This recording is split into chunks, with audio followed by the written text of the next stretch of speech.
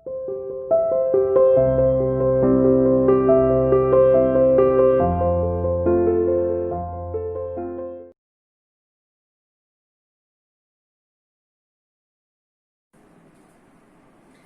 बेटा, कैसे हो? आई होप कि आप अपने घर पर स्वस्थ होंगे और अच्छे से अपनी पढ़ाई भी कर रहे होंगे। तो बेटा, आज हम कक्षा 9वीं में हिंदी विषय में जो अपना लेसन पढ़ रहे थे उसी को आगे जारी रखते हैं। उसी के बारे में आगे जानने की कोशिश करेंगे। हमारे लेसन का नाम था मेरे संग की औरतें और लेखिका थी मृदुला गर्ग। हमने पढ़ा था कि लेखिका की माँ भारी काम नहीं कर सकती थी, तो घर वाले उसे परेशान भी नहीं करते थे। उनको ये भी नहीं था कि ये भारी काम क्यों नहीं कर सकती थी। अब हम उससे आगे उसी लेसन को कंटिन्यू करते हैं और समझने का प्रयास करते हैं।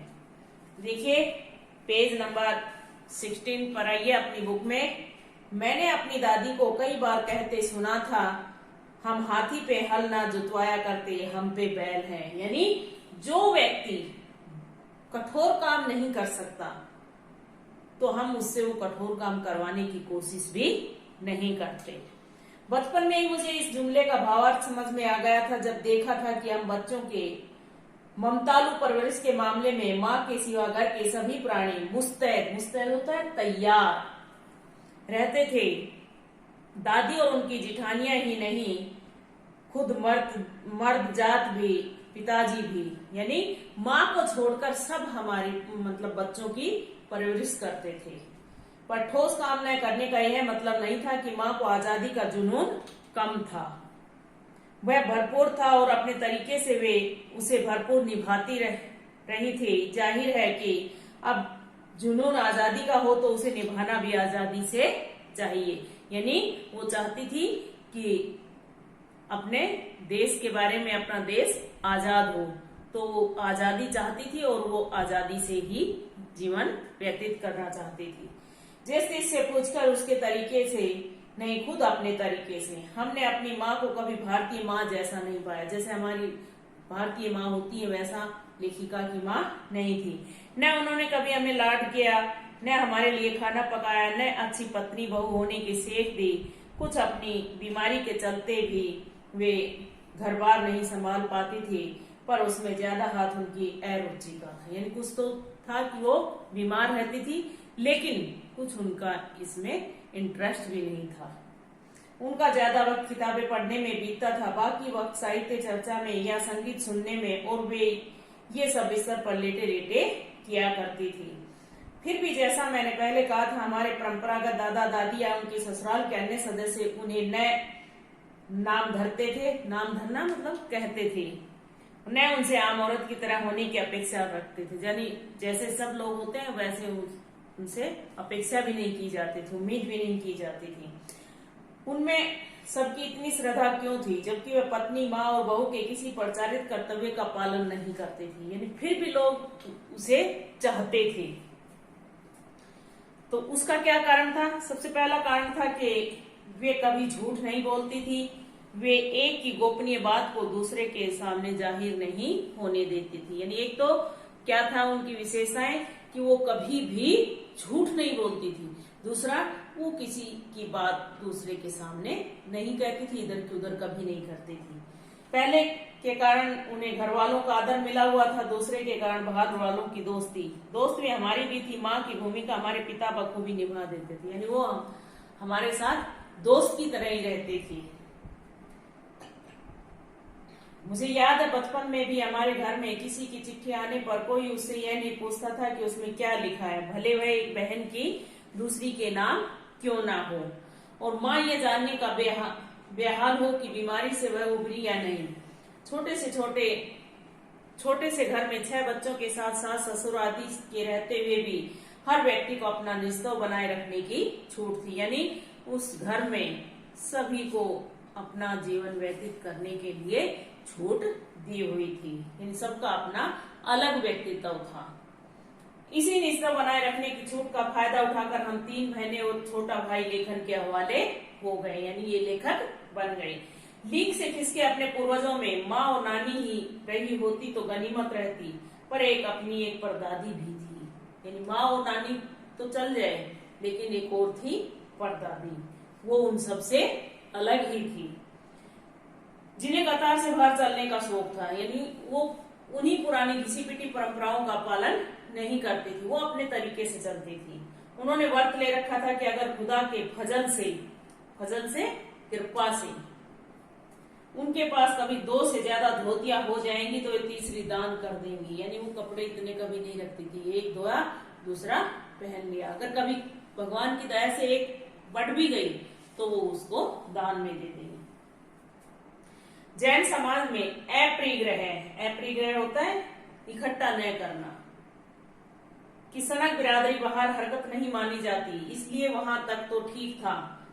पर उनका असली जलवा तब देखने को मिला जब मेरी माँ पहली बार गर्भवती हुई।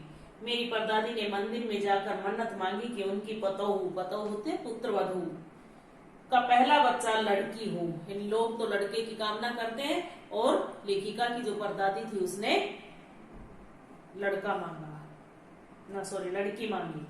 यह गैर रवायती मन्नत मांगकर ही उन्हें चैन नहीं पड़ा। उसे भगवान और उनके बीच पेचीदा रखने की बजाय, यानी ये अपने और भगवान के बीच ही नहीं रखा, सबके सामने बता दिया, ऐलान कर दिया। लोगों के मुंह खुले के खुले रह गए। उनके फितूर की कोई वाजिब वजह ढूंढी न मिली। यानी लोगों ने कोशिश की कि ऐसा क्यों किया, लेकिन इसका कोई कारण नहीं मिल पाया। यह भी नहीं कह सकते थे कि खानदान में पुश्तों से कन्या पैदा नहीं हुई थी, इसलिए माँ जी बेचारी कन्यादान के पुण्य के अभाव को पूरा करने के लिए लड़की मांग रही थी, ऐसा भी नहीं था। हाँ, पहला बच्चा हर बहू का बेटा होता रहा था। खैर माँ जी ने अपनी तरफ से कोई सफाई नहीं दी, बल्कि बदस्तूर लगातार नियम से मंदिर जाकर मन्नत दोहराती रही। पूरा नुक्कड़ गांव जानता था कि माँ जी का भगवान के साथ सीधा तार जुड़ा हुआ है। यानी लोगों को लगता था कि माँ जी जो जाती है मंदिर, तो ये भगवान से इसकी बात होती है।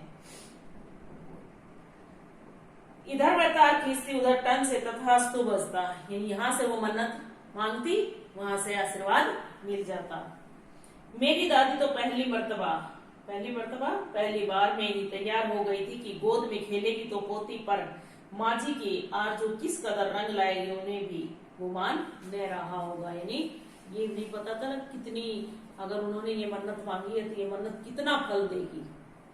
लड़की के गैर वाजिब जुस्तजू सुन भगवान कुछ ऐसी अफरा तफरी में आ गए कि एक न दो पूरी 5 कन्याएं एक के बाद एक धरती पर उतार दी। यानी भगवान के पास भी इतनी हलचल मच गई, दादी की मन्नत का इतना असर हुआ कि वो भी इधर उधर भागने लगे, और उन्होंने एक के बाद एक 5 कन्याएं लगातार भेज दी। भगवान को क्या कहे, माँ जी के सामने तो नामी चोर भी अफरा तफरी में आ जाते थे। माँ जी और नामी चोर का किस्सा होश संभालने के बाद मैंने कई बार सुना था। चोर के दीदार होते हैं दर्शन, खुशनसीबी भी हाथ आई थी। हुआ यूं था कि किसी शादी के सिलसिले में नुक्कड़ की हवेली के तमाम मर्द बारात में दूसरे गांव गए थे। औरतें सज धज कर रत जगह मना रही थी। नाच गाने और ढोलक की थाप के शोर में नामी चोर कब सेंध लगाकर हवेली में घुसा, किसी को खबर न हुई। यानी पता ही नहीं चला चोर कब अंदर आ गया। जिस पर चोर था बदकिस्मत, यानी उसका भाग्य भी खराब था। वो उसी कमरे में घुसा जिस कमरे में माँ जी सोई हुई थी। और माँ जी रोज अपने कमरे में सोती थी, लेकिन उस दिन शोर शराबे की वजह से वो दूसरे कमरे में जाकर सो गई थी। औरतों की शोर से बचने को वे अपना कमरा छोड़ दूसरे कमरे में जा सोई थी। चोर बेचारा तमाम जुग्राफियां दिमाग में बिठलाकर उतरा था। यानी उसने सोचा कि माँ जी उस कमरे में सोई है, बाकी औरतें सब नाच गाना कर रही हैं, इसलिए वो उस कमरे को खाली समझकर वहां से घुसा था। उसे क्या पता था कि इतनी बड़ी बूढ़ी पुरखिन जगह बदल लेगी। खैर बुढ़ापे की नींद ठहरी, चोर के दबे पांवों के हाथ से ही खुल गई। जब उम्र हो जाती है तो नींद भी आनी कम हो जाती है। कौन? माँ जी ने इत्मीनान से पूछा। जी मैं, चोर ने युगों से चला आ रहा पारंपरिक असंगत जवाब दिया। यानी हमेशा उसकी ऐसे ही चल जाती थी, वो ऐसे ही उसने जवाब दिया। पानी पिला, माँ जी ने कहा। जी मैं, चोर झिझक कर रह गए। यानी चोर कैसे पानी पिलाए, इसलिए वो रुक गए। तब तक माँ जी बिस्तर के बराबर में टटोल कर देख चुकी थी, लोटा खाली था। ऐसा कर उन्होंने कहा, ये लोटा ले और कुएं से पानी भर ला, प्रत्येक कपड़ा कसकर बांधे रखियो और तरीके से छान लियो। माँ जी ने क्या कहा था कि लोटे पर कपड़ा बांध लेना ताकि पानी को छान कर भरे। और चोर ने क्या समझा कि माँ जी को कैसे पता चला कि मैंने मुंह पे कपड़ा बांधा हुआ है। चोर घबरा गया। अंधेरे में इन्होंने कैसे जाना कि उसके मुंह पर कपड़ा बांधा है। और कमर में भांग, भगवान से उनका तार जुड़े होने की खबर उसे थी। यानी उसे भी पता था इस बात का कि वो भगवान से जुड़ी हुई है। पर बुढ़िया भांग भी छानती होगी, एकदम यकीन न हुआ। इसी से कुछ हैरान परेशान हो उठा। जल्दी कर भाई, तभी माँ जी ने कहा, बड़ी प्यास लगी है। पर मैं तो चोर हूँ। मारे घबराहट और धर्म संकट में चोर कह गया। यानी उसने कहा कि मैं तो चोर हूँ, मैं कैसे पानी पिलाऊं। हुआ करे, माँ जी ने कहा, प्यासे को पानी तो पिला, पर देख मेरा धर्म न बिगाड़ियो। लोटे के मुंह से कपड़ा न हटाइयो, हाथ रगड़ कर धो लीजिए और पानी कपड़े से छान कर भरियो। यानी ये सारी शर्तें भी माननी है। आप चोर के हाथ का पानी पी लोगी, कहा न रगड़ कर धो लीजिए। सब नाच गाने में लगे हैं, तेरे और भगवान के सिवा कौन धरा है जो पिलाएगा। यानी सब तो अपने नाच गाने में लगे हुए हैं, सब बिजी हैं। अब मेरे को पानी और कौन पिलाएगा। तो इसलिए हाथ अच्छी तरह से साफ कीजिए और फिर मेरे को पानी पिलाइए। भगवान वहीं कहीं है, उसके दरबार में बराबर में धरे हैं। सुनकर चोर कुछ ऐसा अकबकाया, अकबकाया मतलब घबराया, कि लोटा उठाकर चल दिया। पूरी एहतियात होती सावधानी के साथ पानी भरकर लोटा तो पहरेदार ने घर दबोचा, कुएं पर देख लिया था। तब माँ जी ने लोटे का आधा पानी खुद पीकर बाकी चोर को पिला दिया और कहा, एक लोटे से पानी पीकर हम माँ बेटे हुई। अब बेटा चाहे तू चोरी कर चाहे खेती। यानी अब हमने एक लोटे से पानी पिया, इसलिए हम माँ बेटे हो गए। अब चाहे तू चोरी कर चाहे मेहनत का काम कर, यानी ये चोरी का धंधा छोड़ दे। तो चोर ने भी सोचा कि अब तो ये काम छोड़ना पड़ेगा और अपना मेहनत करनी पड़ेगी। इसलिए चोर ने उस काम को छोड़ दिया और मेहनत करनी शुरू कर दी। तो दादी ने तो चोर से भी काम करवा लिया। बेटा बेचारा किस लायक रह गया होगा, सो रोमांचक धंधा छोड़ खेती से जा लगा। सालों साल लगा रहा। जब मैंने उसे देखा तो बड़ा माला मानुस बूढ़ा लगा। मुझे डरा डरा हैरान सा।